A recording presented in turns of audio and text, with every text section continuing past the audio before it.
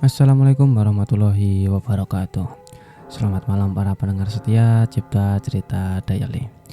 Oh ya, pada kesempatan malam hari ini saya akan membawakan sebuah kisah tentang seseorang laki-laki yang terkena ilmu pengasihan hingga dia kehilangan semuanya, mulai dari hartanya hingga keluarga, anak dan istri. Semua ini bermula ketika dia mengenal seorang wanita di tempat kerjanya, hingga dia terkena ilmu tersebut. Kira-kira seperti apa ceritanya? Mari kita langsung saja ke ceritanya.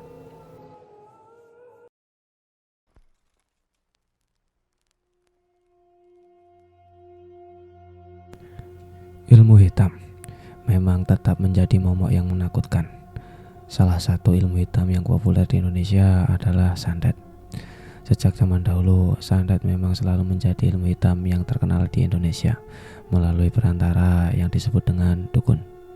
Dan dengan itu, seseorang bisa terkena penyakit atau ilmu-ilmu hitam yang mengerikan. Dukun santet pun sering dihubungkan memiliki kenalan dengan kekuatan-kekuatan gaib yang mengerikan. Kali ini, saya akan menceritakan kejadian yang dialami oleh teman saya, Mas Tommy. Asli orang Y. Dia sudah berkeluarga dan mempunyai satu anak. Dia terkena guna-guna oleh seorang wanita lain. Sebut saja namanya Donna. Mas Tommy kenal dengan Donna sudah lama, kurang lebih 1,5 tahun setelah berkeluarga. Hanya sebatas teman dan bukan apa-apa. Mas Tommy mempunyai pekerjaan di pertambangan di Pulau K. Pulang ke kota Y setiap 3 bulan sekali. Kebetulan dia menjabat sebagai SPV di pekerjaannya, di bagian area terlarang dan perakitan bahan ledak. Di cerita ini, harta materi Mas Tommy habis semua dan tinggal istri beserta anak tercintanya. Karena akibat guna-guna dari Mbak Donna, yang tentu saja Mbak Donna juga sudah berkeluarga. Oke, kita ke ceritanya. Awal tahun 2019, Tommy kebetulan sedang ada libur kerja. Dia balik ke Pulau J ke kota Y. Seperti hari-hari biasa, di rumah ketemu istri dan anak tersayang. Assalamualaikum, Dek. Waalaikumsalam, Mas. Alhamdulillah, Mas sudah balik. Gimana, Mas, kerjaannya? Alhamdulillah, Dek, lancar-lancar aja kok. Tole, gimana, Dek? Itu lagi tidur, Mas. Kecapean seharian tadi sama anak-anak tetangga. Ya udah, aku mau istirahat dulu ya, Dek. Capek di perjalanan tadi. Iya, Mas. Itu sudah tak siapin air panasnya untuk mandi. Makasih ya, Dek. Mas Tommy kebangun gara-gara pusing kepala. Gak seperti pusing pada umumnya. Dia merasakan seperti ada yang meremas kepalanya. Tapi tetap positive thinking, mungkin karena kecapean saja. Tapi semakin malam malah semakin menjadi pusingnya. Sampai mau berdiri saja dia nggak bisa. Istri juga kebangun karena mendengar suara Mas Tommy yang kesakitan. Kenapa, Mas? Kok kesakitan gitu? Iya, Dek. Ini kepalaku pusing banget. Ini, Mas, minum air putih hangat dulu. Makasih, Dek. Tapi kenapa pusingku nggak kayak biasanya ya? Mungkin Masnya kecapean. Iya sih, mungkin karena aku kecapean. Ya udahlah, aku tidur lagi aja. Tiba-tiba pusingnya hilang gitu aja. Tapi Mas Tommy merasakan ada sesuatu di atap rumahnya, seperti ada hujan. Tapi setelah ditengok di jendela kamarnya, memang gak ada hujan. Mungkin reruntuhan dahan pohon yang terkena angin, batinnya. Dia lanjut lagi untuk tidur. Keesokan harinya, Mas Tommy melihat-lihat HP-nya kalau ada kabar dari kerjaan yang penting. Ada salah satu chat dari seorang perempuan, tertulis nama kontaknya Mbak Donna. Halo, Mas, gimana kabarnya? Loh, tumben banget ini Mbak Donna WA saya, batin Mas Tommy. Alhamdulillah, Mbak, saya baik-baik aja. Gimana, Mbak? Ada apa? Kok tumben ini? Tiba-tiba Mbak Donna ngajak-ngajak ketemu Mas Tommy karena sudah lama gak ketemu, dan diiyain sama Mas Tommy. Gak ada rasa curiga atau apapun, karena juga Mbak Donna temannya Mas Tommy udah lama. Setelah mereka bertemu di tempat kerjanya Mbak Donna, ya seperti bertamu biasa, disuguhi minuman dan makanan. Ternyata dari awal Mbak Dona ngajak ketemu Mas Tommy itu ada tujuannya. Permisi Bu, Mbak Donanya ada ndak ya? Oh ada Mas, gimana Mas, mau ambil antrian ya? Mboten Bu, mau ketemu aja, soalnya udah janji sama Mbak Dona mau kesini bertamu. Oh iya Mas, ditunggu aja ya, nanti orangnya juga ke depan kok, soalnya tadi baru ke belakang ambil setrika. Dari belakang sudah terlihat Mbak Dona berjalan ke depan sedang membawa secangkir minuman dan cemilan. Mas Tommy sudah datang. Udah dari tadi ya Mas? Belum Mbak, baru aja sampai sini kok. Sini Mas, masuk dulu. Lama gak ketemu ya? Udah sukses aja nih kayaknya. Alhamdulillah Mbak, ini juga karena doa istri kan, semuanya pasti lancar. Ini Mas, diminum dulu tehnya. Iya Mbak, makasih, malah repotin Mbaknya. Wah enak ya Mbak tehnya, segar. Iya Mas, dihabisin aja, nanti nambah kalau mau lagi. Ternyata Mbak Dona sudah menaruh sesuatu di tehnya Mas Tommy untuk menjadi korbannya. Jadi sebelumnya Mbak Dona pergi ke Kotawe untuk meminta bantuan orang pintar guna membuat laki-laki bisa menurut apa yang disuruhnya. Dan gak hanya Mas Tommy aja yang jadi korbannya, ada lebih dari 5 orang yang dibuat Mbak Dona seperti itu, termasuk suaminya sendiri. Karena sudah menggampangkan untuk mencari uang, Mbak Dona seperti sudah terjerumus ke ilmu hitam, menghalalkan segala cara untuk mendapatkan uang. Mbak, aku pamit dulu ya, mau pulang. Ini istri sama anak mau ngajak jalan-jalan. Lama gak ketemu keluarga juga, kangen pengen jalan-jalan Mbak. Oh iya Mas, gak apa-apa. Makasih Mas sudah mampir ke sini. Kapan-kapan kita jalan-jalan juga ya Mas. Waduh, muka Mas Tommy bingung. Karena Mas Tommy juga orangnya seplentengan, ajakan Mbak Dona itu diiyain. Belum tahu kalau kedepannya akan berujung maut buat Mas Tommy. Seiring berjalannya waktu, tiap hari Mas Tommy kepikiran Mbak Dona terus. Hampir tiap hari mereka ketemu jalan berdua sampai berhubungan suami istri. Padahal Mbak Dona sudah memiliki suami dan anak. Seperti yang saya jelaskan di atas, kalau suaminya Mbak Dona pun ikut jadi covernya. Agar suami Mbak Dona nurut, karena suaminya gak kerja dan luntang-lantung di rumah kontrakannya. Tiap ketemu, Mas Tommy selalu diberikan makanan dan makanan. Itu pun selalu dicampi-campi agar semakin kuat pengaruhnya. Sampai-sampai Mas Tommy lupa selupa-lupanya kalau Mas Tommy itu sudah beristri dan punya anak. Seakan-akan ingatan keluarganya ditutupi sama Mbak Dona. Mas, kamu kenapa sih? Kenapa beda ya sekarang? Kayak lupa sama aku dan anakmu. Maksudnya gimana ya dek? Mungkin perasaanmu aja. Iya, Mas sekarang jarang banget kumpul sama keluarga. Banyak keluar malamnya. Apa dapat kenalan wanita lain? Wis, bicara apa sih kamu dek? Jangan mikir yang tidak-tidak. Udah, aku mau tidur dulu. Sewaktu Mas Tommy tidur, istrinya mencoba membuka HP suaminya. Dan ternyata dugaan istrinya benar kalau Mas Tommy dekat sama wanita lain. Malam itu istri Mas Tommy nangis, gak menyangka kalau suaminya bisa seperti itu. Keesokan harinya, sewaktu Mas Tommy membuka HP, dia terkejut karena chattingan di WA terbuka dan terdapat di kontaknya Mbak Dona. Terjadilah cekcok dengan istrinya di rumah. Tapi Mas Tommy tetap menyangkalnya dan membiarkan istrinya seperti itu. Seperti Mas Tommy sudah dibutakan oleh Mbak Dona. Tiba saatnya Mas Tommy sedikit sadar akan hal yang aneh ini. Setelah istrinya Mas Tommy meminta untuk pisah untuk mengurus surat pengadilan. Karena istri Mas Tommy sudah gak kuat, sudah stres akan kelakuan suaminya. Dan anehnya Mas Tommy juga mengiyakan kata-kata istrinya itu. Jadi seolah-olah Mas Tommy ini bonekanya Mbak Dona. Dan entah mengapa semua yang diminta Mbak Dona itu dituruti semua oleh Mas Tommy. Dari membelikan TV, kulkas, mesin cuci, bayar kontrakan, hutang keluarganya Mbak Dona, sampai kebutuhan anaknya Mbak Dona dicukupi. Hampir semua yang keluar untuk Mbak Dona, kalau di total sekitar 70-80 juta. Sedangkan untuk kebutuhan anaknya sendiri aja nggak dikasih. Anaknya minta untuk dibelikan sepeda aja sampai nggak dibelikan. Tapi kalau anaknya Mbak Dona dituruti. Sampai suatu saat Mas Tommy seperti orang bingung. Setelah pisahnya Mas Tommy sama istrinya, Mas Tommy balik lagi ke Pulau K karena libur kerjanya sudah selesai. Di sana Mas Tommy selalu kepikiran sama Mbak Dona terus, sampai kerjaannya nggak fokus. Tiap hari harus VC sama Mbak Dona. Pada suatu saat, sewaktu Mas Tommy mengendarai truk pertambangan, dia nggak fokus sampai dia nabrak baru yang mengakibatkan kerusakan pada truk tersebut. Dari pihak perusahaan nggak mau tahu, Mas Tommy harus di SP dan disuruh sementara dibalikkan dulu ke kota kelahirannya, yaitu kota Y. Dia skorsing selama 6 bulan. Selama Mas Tommy masih di Pulau K, setiap bulan dia selalu mengirimi uang buat Mbak Dona. Entah kenapa, dia selalu nurut apa yang Mbak Dona ucap, sampai uang gajiannya selalu habis. Buat nyukup hidup sendiri saja sampai nggak kuat.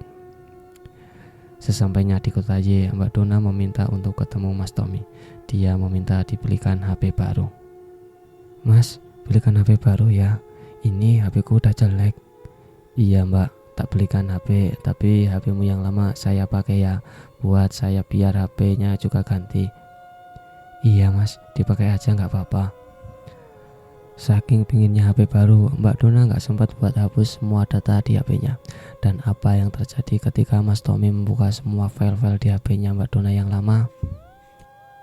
Loh, ini maksudnya apa ya? Kenapa chattingannya sama laki-laki semua dan ngajak tidur? Jadi di setiap chattingan tersebut, semua sama seperti yang dilakukan sama Mas Tommy. Dia meminta uang dari semua laki-laki tersebut dan memberinya, tapi dengan ajakan tidur bareng. Oh, dasar perempuan murah. Tapi di benak Mas Tommy masih gak bisa marah sama Mbak Dona dan selalu nurut sama Mbak Dona. Itu yang membuat Mas Tommy banyak pertanyaan. Setelah dicek semua file yang ada di HP tersebut, Mas Tommy juga mengecek di aplikasi belanja online. Gila, ini beli apa dan kenapa ada minyak bulu perindu juga yang dibeli ya? Apa ini yang membuat aku nurut sama dia? Gak habis pikir Mas Tommy, dia langsung menemui temannya yang ada di daerah Ceceatur. Dia menanyakan hal-hal yang dilanda Mas Tommy selama ini. Gus, aku mau cerita. Udah, gak usah ceritakan. Saya udah paham kok. Loh, paham dari mana? Saya kan belum cerita. Iya, aku paham. Kalau kamu baru dibuat-buat sama orang. Iya benar Gus, tolongin saya. Saya kalau seperti ini terus bisa gila. Hartaku habis semua. Saya juga digugat sama istriku. Ya sudah, sini saya netralkan. Tapi syaratnya jangan sekali-kali dekatin dia lagi, atau kamu bakal dibuat-buat lagi sama dia. Sama besok kamu puasa ngebleng pas petonnya 2 hari 2 malam. Dan di sini pas Mas Tommy meminta bantuan tersebut, Mbak Dona tahu-tahu menelpon Mas Tommy, seakan-akan Mbak Dona tahu kalau Mas Tommy mau disembuhin. Udah Tom, gak usah diurusi. Dia nelpon kamu karena dia tahu kalau kamu lagi minta tolong untuk disembuhin. Iya Gus, saya blokir dulu kontaknya biar gak ganggu. Setelah semuanya selesai, Gus berpesan sama Mas Tommy kalau selama dia puasa ngebleng jangan menghubungi Mbak Dona. Lihat apa yang akan terjadi. Tepat jam 12 malam Mas Tommy niat untuk puasa ngebleng 2 hari 2 malam. Dalam proses puasa tersebut tidak gampang karena yang namanya puasa itu tidak makan dan tidak minum. Mas Tommy pun langsung tidur agar bisa kuat.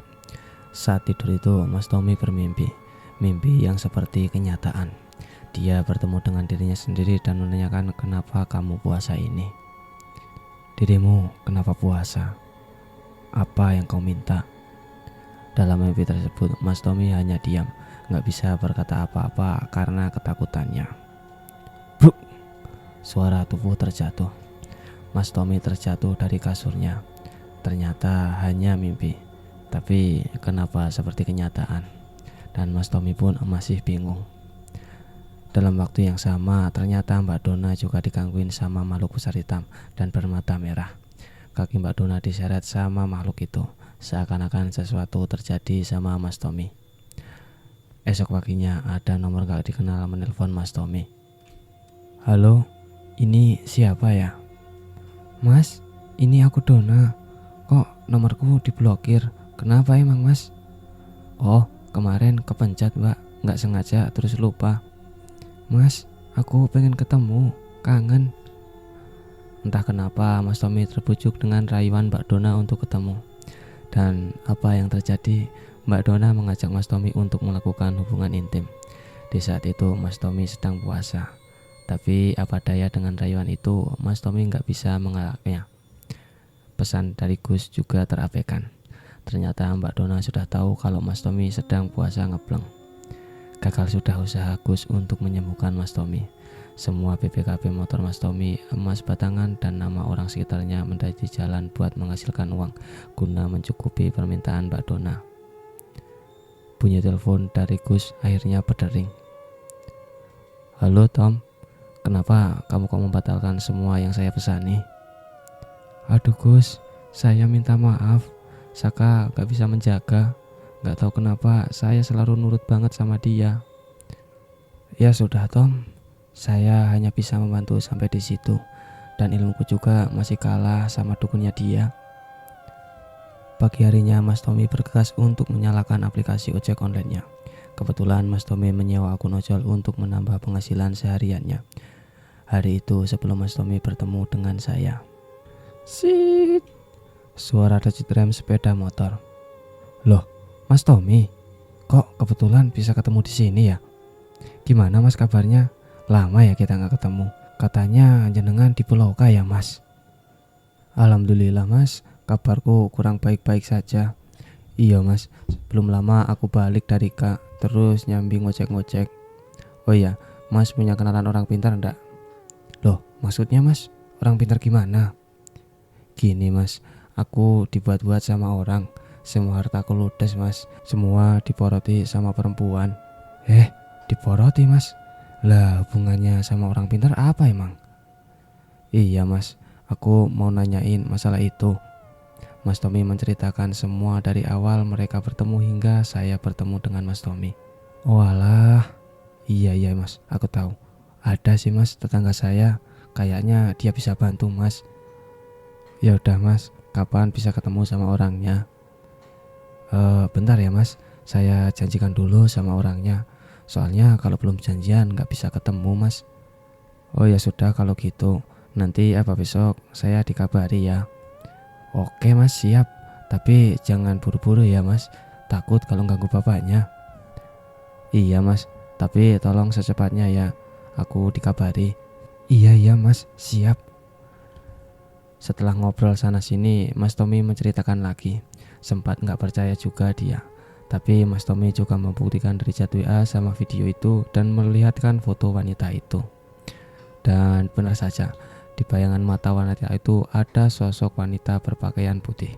Dan itu nyata saya melihatnya. Pandangan wanita itu kosong. Tapi di pantulan foto pada matanya ada sosok wanita, seperti kuntilanak. Itu bukan pantulan karena foto wanita itu baru VC-an sama Mas Tommy dan dia screenshot. Sehari pun berlalu. Akhirnya orang pintar itu bisa dijanjikan untuk ketemu di rumahnya. Sebut saja orang pintar itu dengan Bapak Joko. Halo Pak Joko, ini saya. Oh iya Pak, hari ini bisa ketemu nggak ya? Soalnya ini ada teman saya mau ketemu dengan Pak Joko. Oh iya bisa Mas, tapi nanti habis zuhur ya. Nggih Pak, nanti saya kabari kalau mau ke rumah. Baik Mas. Setelah saya janjian sama Pak Joko, akhirnya Mas Tommy bisa ketemu dengan Pak Joko. Assalamualaikum. Waalaikumsalam Mas, silakan masuk.